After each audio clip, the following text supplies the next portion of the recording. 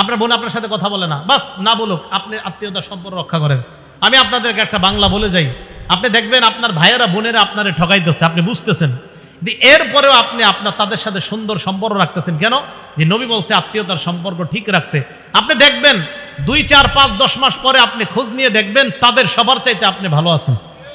দেখেন, যদিও আপনি বাহ্যিকভাবে দেখতে একটু হেরে যাচ্ছেন, বাহ্যিকভাবে আপনি একটু ফেল হয়ে যাইতেছেন, তাদের চেয়ে দেখা যাচ্ছে আল্লাহ আপনাকে ভালো রাখবে, এই কথা মনে রাখেন।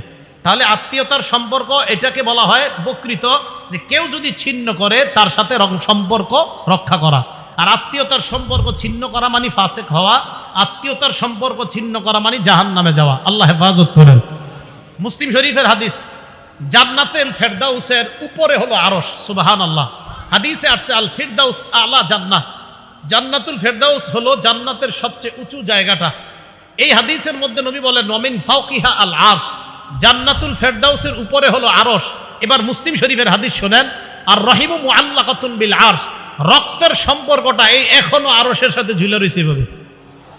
এইভাবে ঝুলে ঝুলে রক্তের সম্পর্ক আর আত্মীয়তার সম্পর্ক বলতে থাকে, মান ওয়াসালানি ওয়াসালাহুল্লাহ, আমাকে যারা রক্ষা করে আল্লাহ যেন তাদেরকে রক্ষা করে। অমান কতানি কতাহুল্লাহ, রক্তের সম্পর্ক ঝুলে ঝুলে বলে আমাকে যারা ছিন্ন করে আল্লাহ যেন তাদেরকে ছিন্ন করে দেয়। নাউজুবিল্লাহ। রক্তের সম্পর্ক আরশের সাথে ঝুলে ঝুলে বলে আমাকে যারা রক্ষা করে আল্লাহ যেন তাদেরকে রক্ষা করে, আমাকে যারা ছিন্ন করে আল্লাহ যেন তাদেরকে ছিন্ন করে। আল্লাহ আমাদের সকলকে রক্তের সম্পর্ক রক্ষা করার তৌফিক দান করুন।